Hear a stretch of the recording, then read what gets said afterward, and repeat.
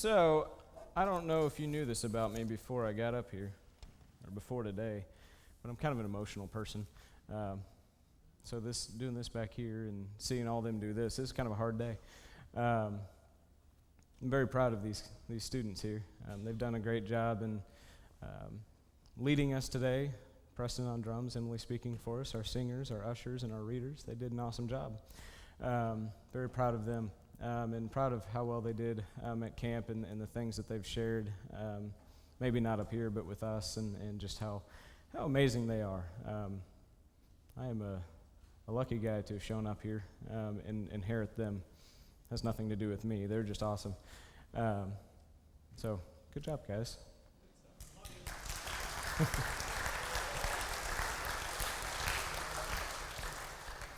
So obviously today's a little bit different. I'm not Tom.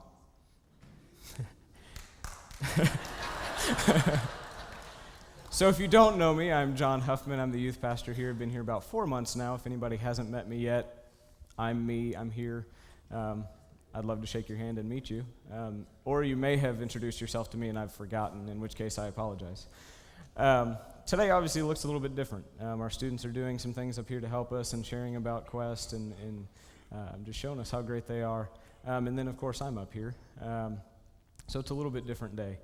And all I want to do today is just share some stories. I meet with a great group of guys on Tuesday nights, and we recently were talking about how important it is to share your story with people.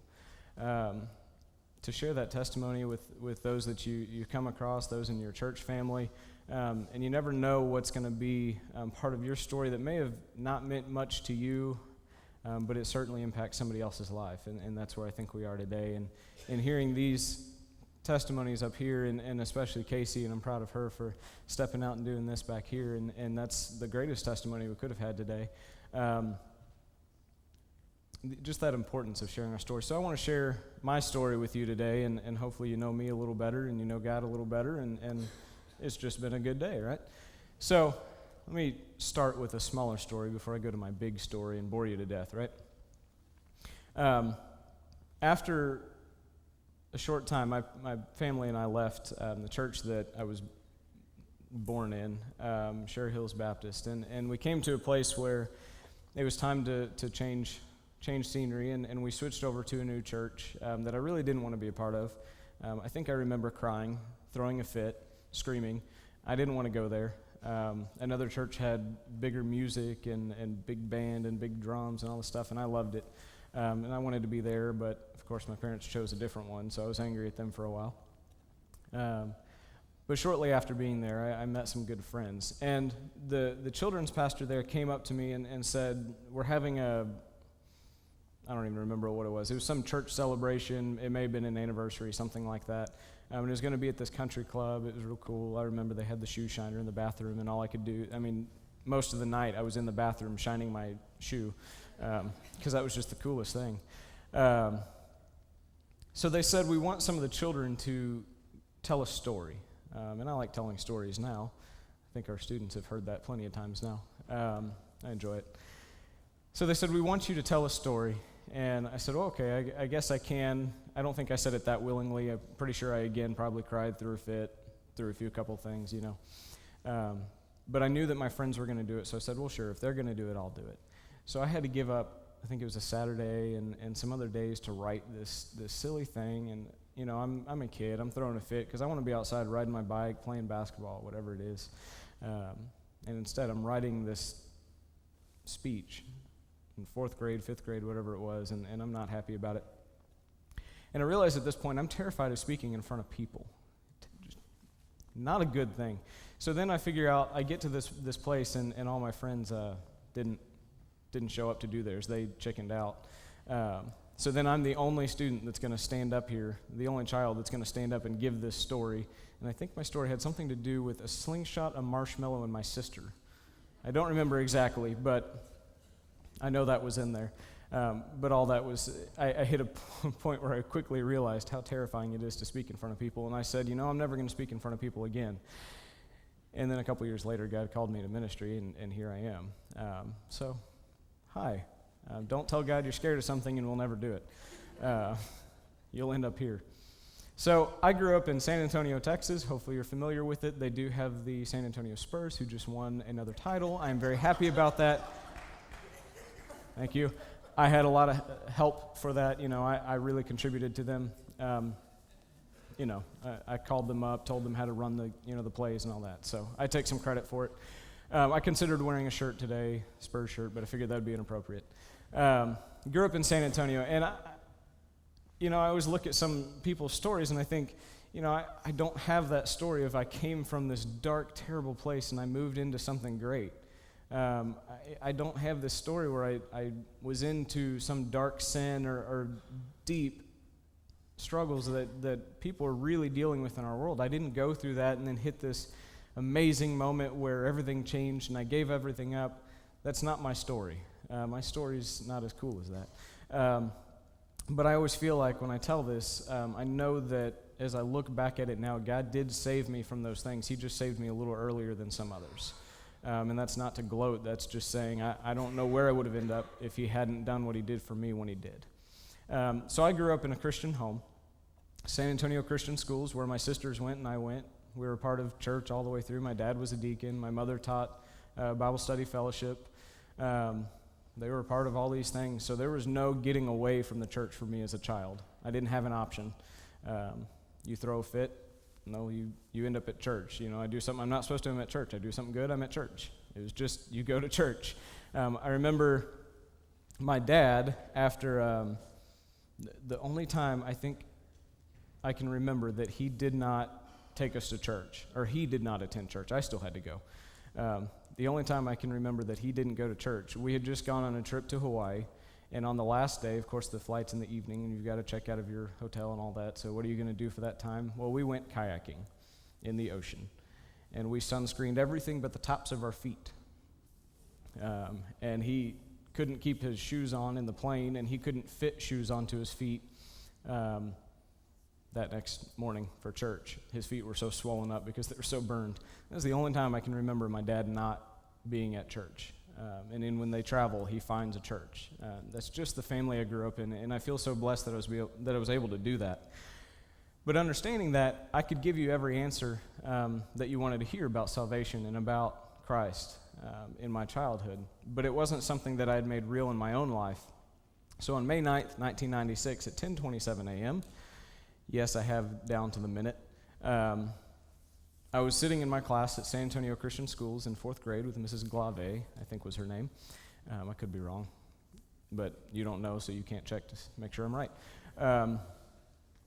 She just offered the opportunity again to accept Christ, and she explained it to us again, and it was stuff I knew, but for that day, God got a hold of me and showed me the truth of it.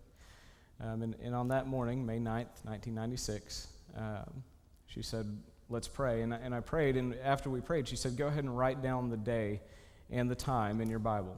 And she said, it's just an important time to remember in your life. Not all my Bibles have it, but there's quite a few that I've copied that over to, so I never forget that date.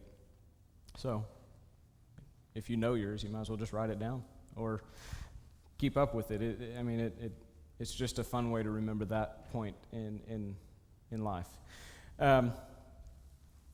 Obviously, I'm in 4th grade. Not much changed in my life. I still didn't clean my room. I still probably got mad at my parents, did some things I shouldn't have. But like I said, it wasn't this major turning point in life, but it was. I just didn't see major change right that second. So we go into middle school, and I really felt like there was a change in my life at that point, and we took a trip to the Navajo Indian Reservation. It's a beautiful place, actually. The church that my parents are still attending are there right now. They go every summer. They run a VBS, and they build buildings out there and everything else. And I think your family's there too, right? No? Your dad? Yeah, with a different church to a different site in Arizona, but still in the Navajo Indian Reservation. So we actually have somebody else that's there right now too. And we'd go out there, and there's not much you can do when you're out in the middle of the desert running a VBS. You've got to go out and pick up all the kids and bring them in. And you look at the church, and it's got holes in the side, and everything's just torn up. So a sandstorm comes through, you can go into the church, but it's not going to help you because the sand's still going to blow right through the huge gaps in the wall.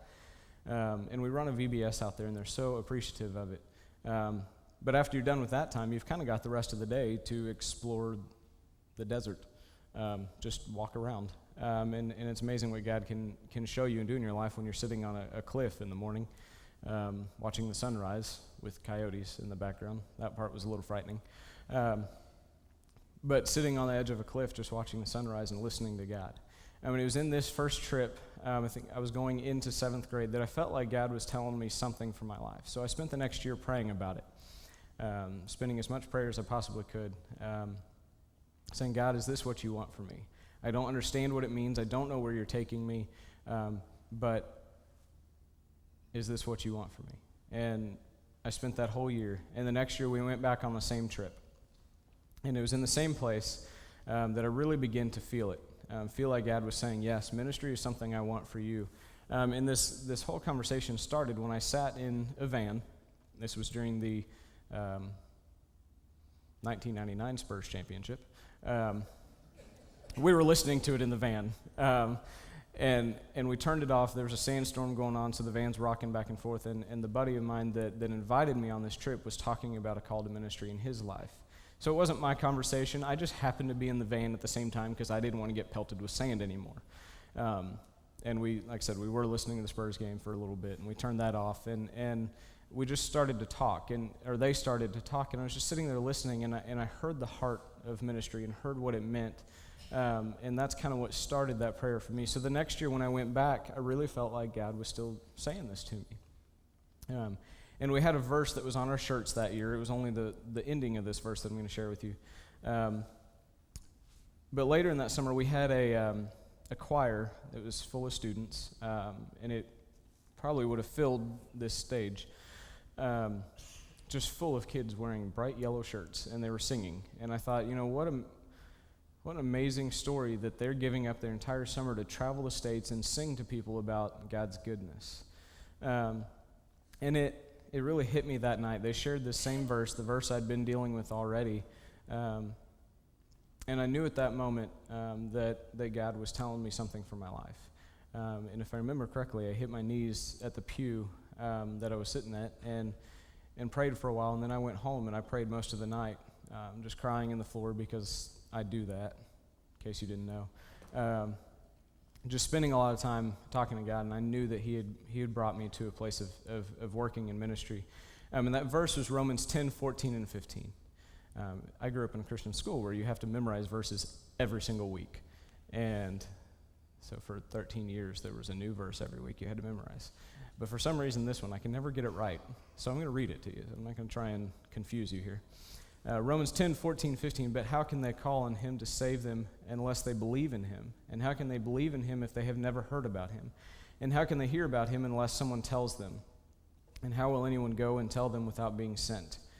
That is why the Scriptures say, how beautiful are the feet of the messengers who bring the good news. And that verse meant a lot to me in that time, realizing that there's people that need to hear about Christ, and who's going to tell them but me? And I think that's a charge for all of our lives, and mine just had a little bit different picture, that I'm going to end up here and not somewhere else in the world. But it was that moment that I realized God is telling me where He wanted me to be, and that was to continue to share His word and make an impact on people's lives with me being His tool. We'll come back to that verse.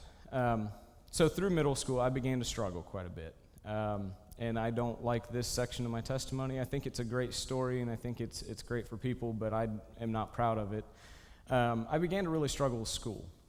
I think this was in 6th grade, 7th grade, so it was right before this trip.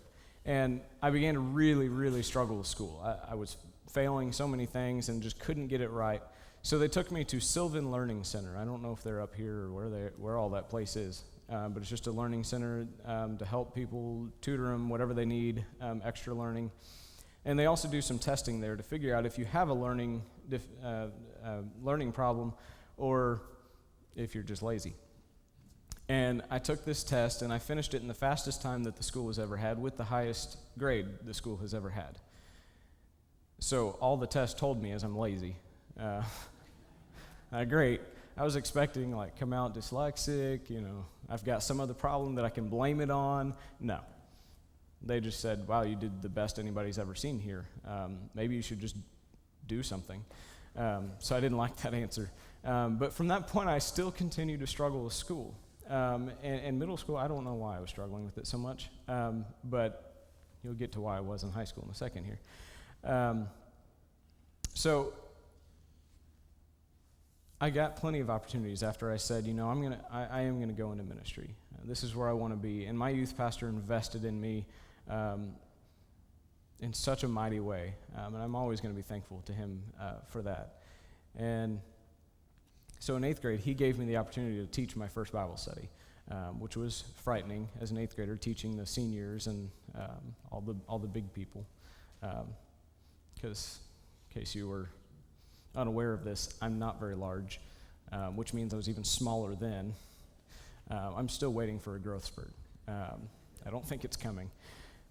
So this was a terrifying moment for me, but it was that first opportunity to teach and see what it felt like. And I'm thankful that I got that opportunity. I taught on the acts of prayer, just a guideline for teaching, or a guideline for prayer. Acknowledge God verse, confess, thanksgiving, supplication, ask for what you want. Just gave a model for the other students, and it was a fun lesson to teach. So I got plenty of opportunities. My sister's husband, ex-husband, he was a youth pastor as well. And he taught me quite a bit about ministry, but he also taught me how to play guitar. And then my youth pastor and my best friend started to teach me as well. So that gave me something to do at the church, where I could lead worship. I could be standing up here and be one of these guys. And then I started to get more opportunities to teach, more opportunities to be involved in so many different things. In fact, we had our Sunday mornings, of course, Sunday school, church, and we'd do some things for that sometimes. We had a Sunday night service, which was generally a prayer meeting, and at one point during high school, it was handed over to me, and I was teaching all of it. Monday nights, we ran as our band, our music people and our youth pastor. We would go and we'd play music and teach for Hobby Middle School, their Fellowship of Christian Athletes on Monday nights. It was at a church a couple miles away, and we'd have to carry all the equipment every Monday, bring it all back. Tuesday night, we'd go over to Reagan High School for their campus life, and we'd do the same thing for them. We had our Wednesday night services, where we were the music for the church as well. So we would do that for the students and as students. And then we'd have occasional Friday night events where we'd do big band things or athletic things, whatever it is, where, of course, I'm going to attend because that's what we do. We go to church all the time, right? And other events, and we had some special events. We played at Chick-fil-A, things like that, to raise money, and we'd sit in the corner and play music while people ate and taunted us with their food while we're sitting there not getting to eat, which is a terrible thing at Chick-fil-A. I mean, you can't resist those waffle fries. It's impossible. I dare you to try it. And then at one point, we even recorded a CD. I have no idea where that is. We actually got to go to a recording studio and record a CD as the band, and it was a lot of fun. It was terrible, but it was a lot of fun, and I don't know whatever happened to it, and I wish I had a copy. So we had all these things going on in my life where I'm proud of those moments. I'm proud of the lessons that I was learning. I'm proud of what God was doing for me there. And I'm excited about what that church did for me. But I missed something in there. I was running so hard doing all these ministry things that I'm sure impacted some lives, and that's part of that story of telling people who God is. But there's also that piece where I was skipping, where I was running myself down so far. I had terrible back pain, all this, because we had to carry those speakers every day and going upstairs, and the one for Hobby Middle School's FCA was upstairs, so we had to carry all the speakers upstairs and all this stuff. So I destroyed my back in the process of this. And even more than the physical pain that I was enduring trying to do all this stuff, I forgot about school. That was the part of my life I skipped out on. So in middle school, it was really, I didn't have an excuse. And this is still no excuse, but at least I can try. We went through all these things every night that I was so tired when I got to home that I didn't do homework. And then when I got to school, I figured out all the ways that I could sleep in class and not get caught. I will not share those with you. I tried really hard to find ways around school. I didn't want to be a part of it. I loved what I was doing with the church. I hated what I was doing at the school. And hated is a strong word, but I think that's how I felt at the time. And I didn't understand the importance of my schooling then. So in fact, it led me to failing just about everything, again, except for art. I loved art. That one was easy. I could do that one. But I failed English, I think, every year. And my sister is an English teacher, so I really did not have an excuse there. But I failed so many things, and I went through so many struggles that were nobody's fault but my own. And this led to, I didn't get to go to our senior trip that you work for, at the private school. You kind of work all the way through and raise money for your own senior trip, and everybody travels together, and they were going to Destin, Florida.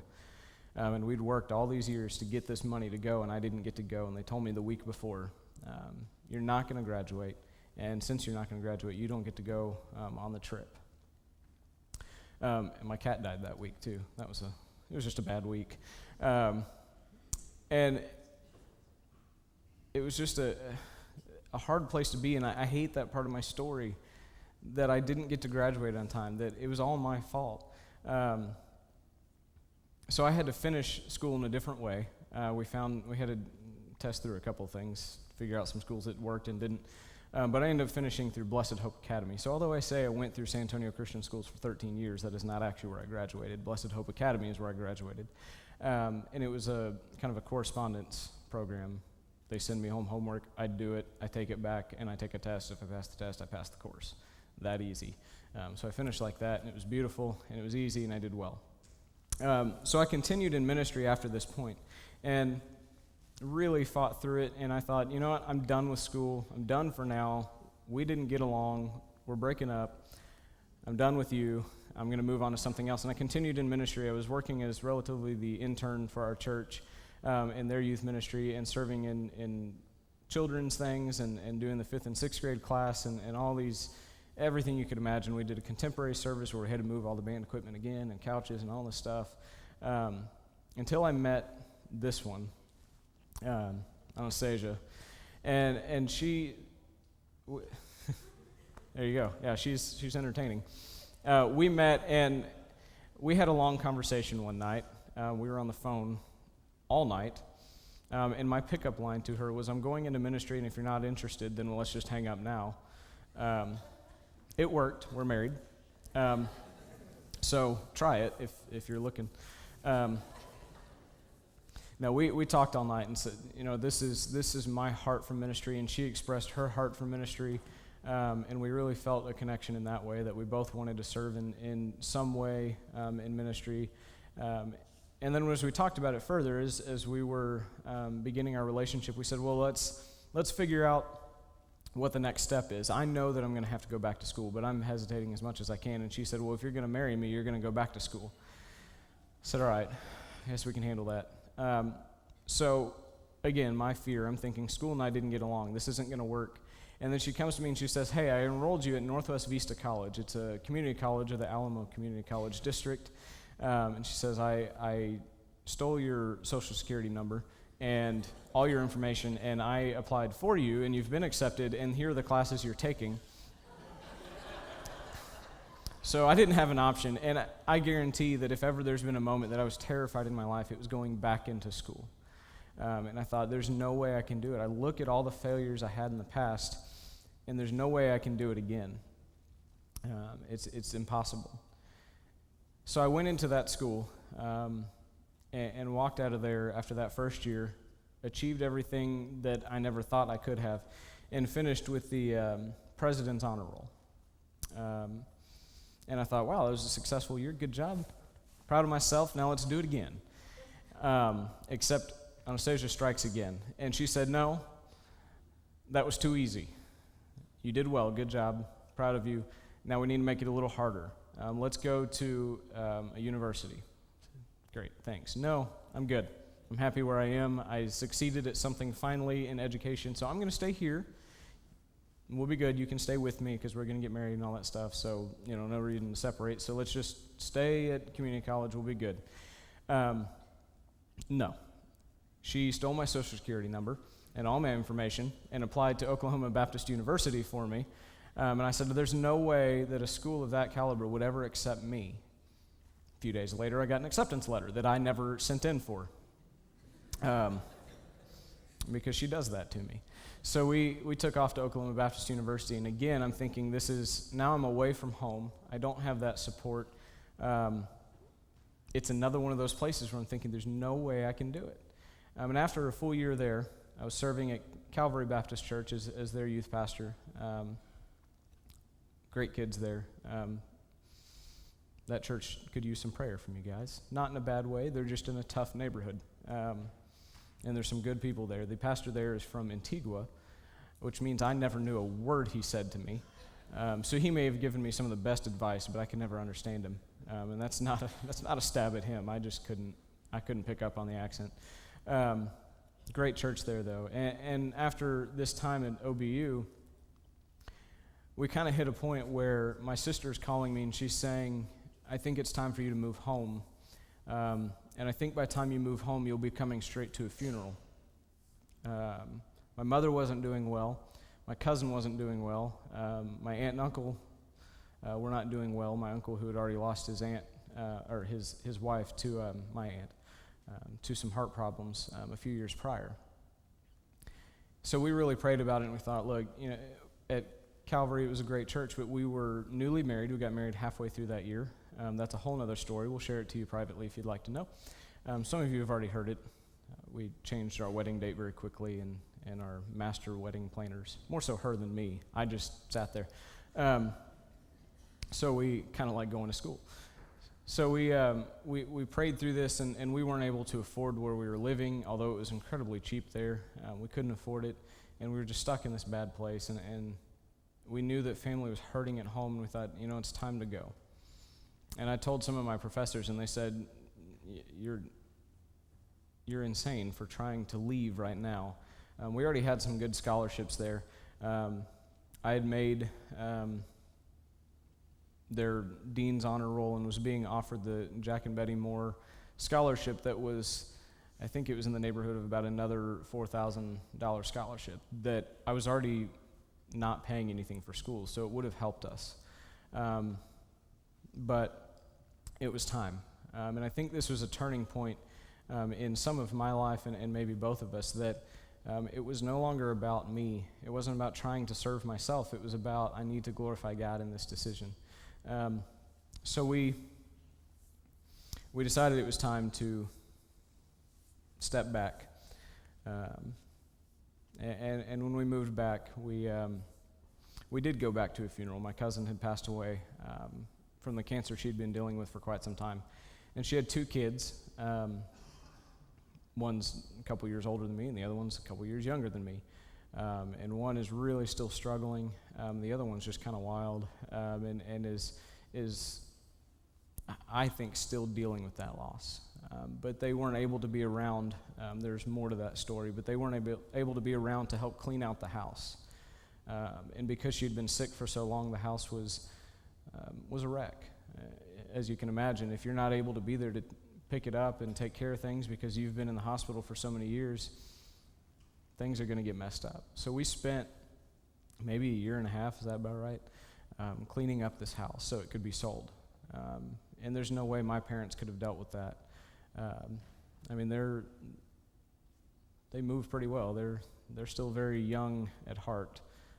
This last week was my mother's 70th birthday. I called her. I didn't forget. I almost did, but I didn't completely. We needed to help them. And I got the opportunity to tutor my nephews and my nieces and spend time with them in a way that I don't think I would have gotten to before, and be an influence in their life that I'm glad I got to be a part of. So when I look back at it, 1 Corinthians 10:31 comes to mind, and it says, so whether you eat or drink or whatever you do it all for the glory of God. And I knew at this point in my life that if I stayed here and did this for myself, it would be for the glory of me. If I go home and I let go of what I'm trying to do here, and I do this for my family, and I do this because I think it's better for our marriage and for where we are, then I know that I'm glorifying God. And I realized at that point that's what I was missing in school before. Yes, I was glorifying God and doing all those ministries and those parts of my life, but what I had skipped is I was not glorifying God in every piece of my life. I was skipping glorifying Him in my schoolwork and in my home life. I'd lost that model of trying to do all these things for Him. In fact, the article I was reading this week about this was from John Piper, and the title, which Paulette and I talked about putting this as the title of today, was How to Drink Your Orange Juice to the Glory of God. Seems silly, but it really does come back around to, are you glorifying God in everything that you're doing? In every decision that you make, is He being glorified? Even in the way that you drink your orange juice. That seems so silly, but are you thankful for it? Because we as Christians have the ability to see what God has done for us, and even us being able to drink that juice or have that juice, and we should be thankful for it. And when we're thankful for it, we're praising Him. Or maybe it's in our work where we're busy every day. Is God being glorified in the choices that we make and that kind of thing? And I knew that I wasn't doing that in my life then. So if we take a look also and combine it with Colossians 3:23 through 24, it says, work willingly at whatever you do, as though you were working for the Lord rather than for people. Remember that the Lord will give an inheritance as your reward, and that the master you are serving is Christ. And I think that's a question we've got to come back to every day. Which master are you serving? It says the master that we are serving is Christ. So if we do everything in that way, then we want to work willingly at whatever we do to glorify God. Every choice that we make is to glorify Him. And I had run away from this. So then in this time, as we moved back to San Antonio and we did all this work for my family, we were looking for a new church position. Obviously, I left Calvary because we moved back home. And I got really frustrated with God in this time because it wasn't happening in the timing that I wanted. And our students saw this with Abram in this last week, and seeing that he knew God was saying, I got something for you, but he wanted to do it in his own timing and in his own way because we get impatient. And that's kind of the place I got to. I want to do it my way, God. I know you're going to help me, but let me help you to get there. And that's a bad place to get to. And I really struggled with it, and I think, although I don't think our marriage ever really struggled, I think we were not as happy as we could have been. I think we were not growing together as much as we could have been. And I was probably mean to other people in the process and frustrated all the time, and really I think getting to a very dark place because I wasn't letting God be glorified in my actions, and I was telling Him, God, you're going to do it this way, and I didn't want to listen to His timing. Now, all this time I was finishing school. I ended up finishing through Dallas Christian College, and ended up graduating there with honors and all this stuff. And that's not to pat myself on the back. That's to say, when I took the glory off of myself and put it on God, the results were incredibly different. I failed everything when it was for my glory, and I succeeded beyond what I ever could have imagined when I put it on God and put the glory to Him. So we were searching, and we eventually found First Baptist Church of Helotes, the last place that we served. And we went through some deep struggles there. Not by any exact event. There was a multitude of things going on, some things that the pastor or interim pastor was doing that we just didn't feel weren't feeling were appropriate, and were harming some people and that kind of thing. And I'll gladly tell you that privately. For time. But we went through some struggles there, and I've seen a lot of struggles in ministry. In middle school, I saw a pastor leave because of things he was doing inappropriately, and he knew it, and he stepped down and said, I've done this wrong, I've got to get away. And I think that's hard in any child's life to see that happen to a church. And then I saw I think almost every one of my Sunday school teachers from the church that I grew up in through youth age has now divorced and rotated and married one of the other Sunday school teachers. I don't know what was going on there, but that was hard to see. And then a few years later, we saw another major divorce and remarriage in the church from former staff member and a deacon and switching and it was seriously an episode of Wife Swap, Church Edition. It was a terrible mess to be in.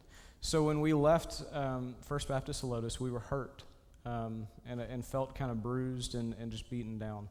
And I went to an interview in San Antonio, and I had this question posed to me. And then a friend of mine, my best friend, posed me the same question. He said, "Why would you go back into ministry?"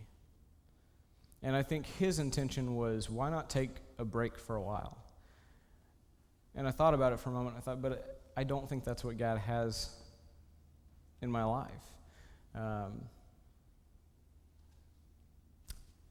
don't think that's what he wants. I don't think it's a matter of saying, God, this got a little bit tough, so I'm going to take a break. Can you imagine if Christ did that for us? Ow, that hurts a little bit. Hang on. I'm going to step down for a minute. I'll be over here. Let me fix my wounds, and then I'll come back and think about you guys later. That's not what he did for us. He endured the pain for us, so it doesn't matter the struggles that I'm facing. They do matter, but where I was I've got to continue to serve him. I've got to continue to glorify him in what I'm doing. And looking back at those verses, and it says, so whatever you do, it doesn't matter where you are. So it doesn't matter if you're a doctor or a Walmart greeter. Are you glorifying God in what you're doing? Glorifying God in those choices. Whether I sing praise songs or I sing hymns, whether I pick up a hymn book or I run out the door with my guitar, is God being praised is the matter. The other things in our life are just part of our life. It's the point of is God being glorified in what you're deciding to do with that day. And I'm convinced that every single day you have the choice when you wake up to say, God, I'm going to glorify you today. And I think we mess that up probably within 5 minutes of waking up. The moment you stub your toe in the morning or stick the wrong paste on your toothbrush. I've never done that. That's just all that came to mind. I'll do it now probably. There's these moments where I think every point in your day you have a choice to make. Every moment you come up to, you have a choice. Will this moment glorify God or it will be against God? Because if we're not glorifying God, we're rejecting God. I think that's a hard statement. If we're not glorifying God, we are rejecting God. Because he says in Matthew, if you're not for me, you're against me. The New Living Translation says if you're not working for me, you're working against me. So if I'm not choosing in this point whether this moment, this choice is going to glorify God, then I'm choosing to reject him in it. So every moment that I chose to not glorify God in my schoolwork, I was rejecting him in it and saying, I don't want you a part of this. And that's why I failed at it. So we have to come to a place where we're trying to figure out, is God being glorified in it? Now, how does that combine to what I was saying before about Romans? Because that's my favorite verse, and I love it, and I've just got to share it. I think if we combine the two, if we continue, quickly, we're almost done, I'm sorry. 1 Corinthians 10:31 again, but we're going to read the rest of it and into 11:1. So whether you eat or drink, or whatever you do it all for the glory of God. Don't give offense to Jews or Gentiles or the church of God. I too try to please everyone in everything I do. I don't just do what is best for me. I do what is best for others so that they may be saved. And you should imitate me just as I imitate Christ. So in the continuation of that verse, it's whatever you do it for the glory of God, but it's also do it not to glorify me. It's to do it so others see Christ in you. It's so that you are imitating Christ and they see his goodness, and because of that, they are saved. And I think when we look at that piece of it, we're brought back to that Romans 10:14, where it says for us to preach. And that's that verse that I have a hard time memorizing. And I read it in a book I'm reading right now, or looking through, and our students are learning it. From David Platt in Radical, he explains this verse, and I don't hear many people talk about this verse. I don't know why. It's wonderful. And he said, take that verse backwards. Read it backwards. So if we take it backwards, I don't know if it's up there. God sends his servants, and when God sends his servants then preach. And when people preach, people hear. And when people hear, hearers believe. And when believers call on Christ, everyone who is called is saved, right? So then the saved should be praising him for what he has done. So when we're called in our lives, and we know from Tom recently in one of his sermons that we are all called to be sharing God's word. We don't have an option there. There's no ifs, ands, or buts about it. It's clearly you are called to share God's word, and you are called to glorify him. So God sends us, we preach. When we preach, people hear. When people hear, they believe. And when they believe, they call on him. And when they call to him, they are saved. And when they're saved, they glorify him too. And the process starts all over again. And I think that was my general answer back to my friend there. There's no reason to quit. Just because I got a couple of bumps and bruises along the way means I know what to avoid next time, and I know how to better preach his word from here on. And I'll get some bruises again along the way, and I'll know how to preach better then, or teach better then. We take these moments and we just continue to glorify God. And the difference in what we were looking for when we came here, our prayers were very different when we were looking for this church, and I'm thankful for it. The process was much faster trying to find here, and we prayed it in a way that we said, God, if the answer I get tomorrow from whatever church I was talking to is no, then I'm going to glorify you anyway. And if it's yes, obviously I'm going to glorify. I'm going to jump up and down, scream, which I think I may have done. Olivia, did I? I don't know.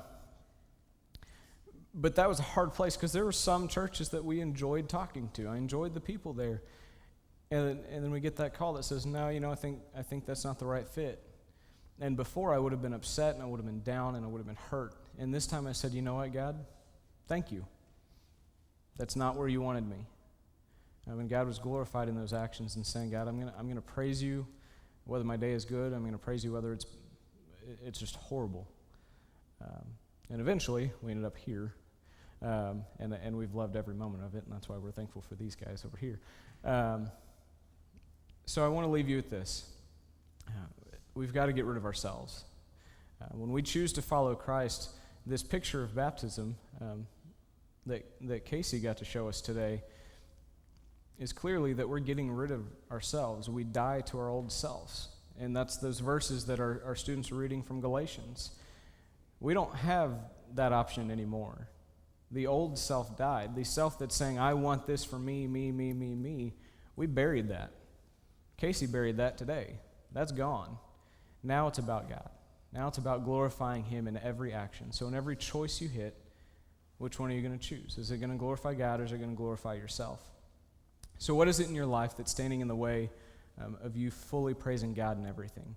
Whether it's in here, whether it's in your work, whether it's at home or family, what's standing in the way of you praising God fully and saying, I'm just going to praise you completely. And whatever self wanted, it's not as good as what you have. Do those you work with, live with, eat with, go to school with, whatever it is, see the beauty of Christ in you because you're praising him? I think we are supposed to speak about God, but I think there are some level of people just see it in us because we act in a different way, because we praise him constantly for it. And that even means that when we're hurt, we're still praising God for those things. Can people see that in your life? Or are we sometimes too busy complaining about our life that people aren't going to know the difference between me and whoever's walking down the street right now? And are you stepping out of your comforts, those things that we like in life, to live out Romans 10:14, that I'm going to step out and I'm going to preach no matter the cost? It's a frightening place to be, but man, the reward is great. I definitely don't have it right. I'm still working on it. But in just the few pieces that we got this right and said, God, we glorify you, I think is part of the process of us finding you guys. And we've been very thankful to find you guys. We love you very much and have felt welcomed in immediately. And know that because of all those no's that made me upset before and all the no's that we praised him for anyway, brought us to a place where we can truly praise him because we let him lead us where he wanted. And I think he's got that for every one of our lives. Let's pray. Awesome, Father, thank you for today. And God, I pray that we'd have the boldness in you to step out of these areas in our life and just be excited about you. And whether the day is good, whether the day is terrible, whether we're singing one song or another, or worshiping in one way or another, or we're in whatever business we're a part of, God, that we'd have the boldness to just praise you in it, and see the work that you have in both sides of the story. God, thank you again for what you always do in our lives, whether we see it or not. It's your wonderful and perfect name we all pray. Amen.